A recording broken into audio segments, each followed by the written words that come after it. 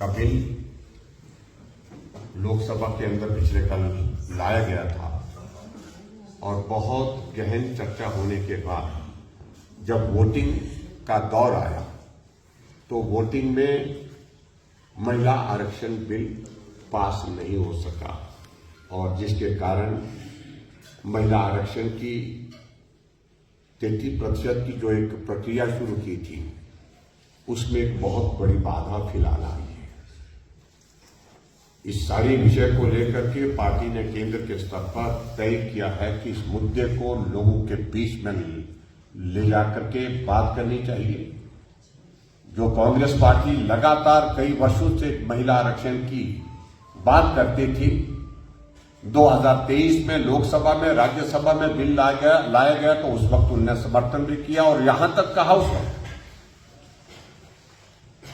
कि इसको तुरंत लागू करना चाहिए, अभी लागू करना चाहिए। लेकिन उसके बावजूद भी उसमें कुछ टेक्निकल इश्यूज थे। सेंसस होनी थी, सेंसस के बाद डिलिमिटेशन की प्रोसेस होनी थी। जब सेंसस डिले हो गई किसी कारण से, उसके पश्चात ऐसी स्थिति बन गई कि अगर सेंसस कंप्लीट होने के लिए आप पूरा इंतजार करेंगे, उसके बाद डिलिमिटेशन करेंगे तो 2029 तक हम महिला आरक्षण का जो 33% का हमारा बिल पारित लोकसभा का है, राज्यसभा का है, उसको हम लागू नहीं कर पाएंगे। इसलिए हमारे प्रधानमंत्री नरेंद्र मोदी जी ने इस बात को तय किया कि 2029 में हर हाल में जो हमारा बिल महिला आरक्षण का है उसको लागू करने के लिए, इसके लिए हमको तुरंत एक विशेष सत्र बुलाना चाहिए लोकसभा का, राज्यसभा का।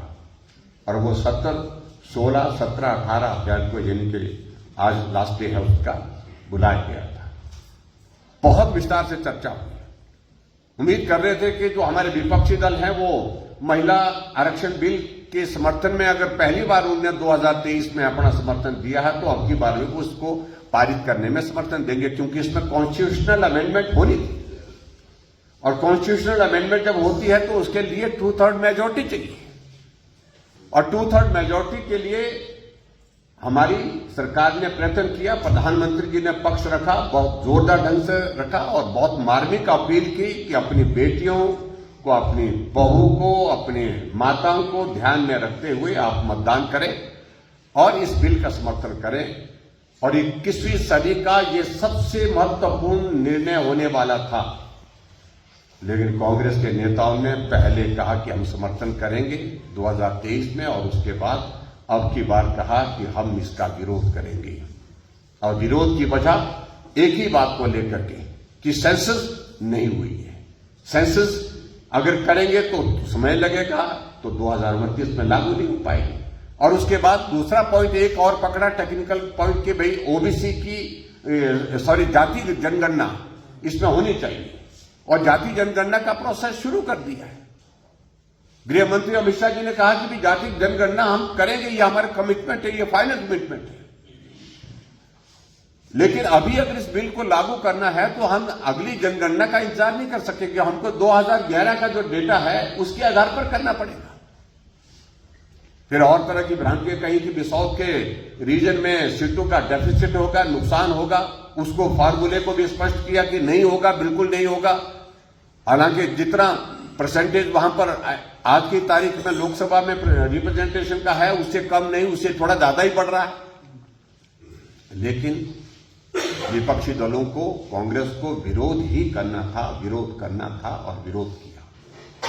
अल्टीमेटली लोकसभा में जब तीन बिल थे, तीनों बिलों पर जब वोटिंग होनी थी, पहले बिल पर वोटिंग हुई तो पहले बिल की जब वोटिंग हुई उसमें वो बिल पारित नहीं हो पाया।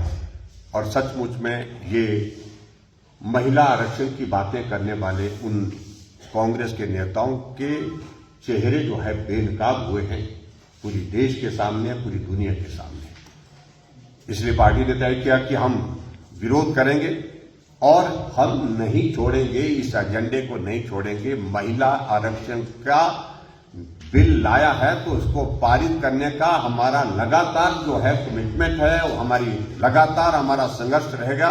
आने वाले समय में फिर प्रयत्न करेंगे कि महिला आरक्षण बिल पारित हो, लागू हो देश के अंदर और ये महिलाओं को कोई खैरात नहीं दे रहे हैं, उनका अधिकार दे रहे हैं, ताकि माताओं बहनों की जिनकी आबादी पॉपुलेशन के कुल पॉपुलेशन का आधा हिस्सा है अपने देश के अंदर, लगभग आधा हिस्सा है, तो उनको अधिकार मिले लोकसभा के अंदर कानून बनाने का, अधिकार मिले विधानसभा के अंदर कानून बनाने का, और देश के और प्रदेश के विकास में उनकी भूमिका सुनिश्चित हो, सहभागिता सुनिश्चित हो, इसलिए इस बिल को लाया था।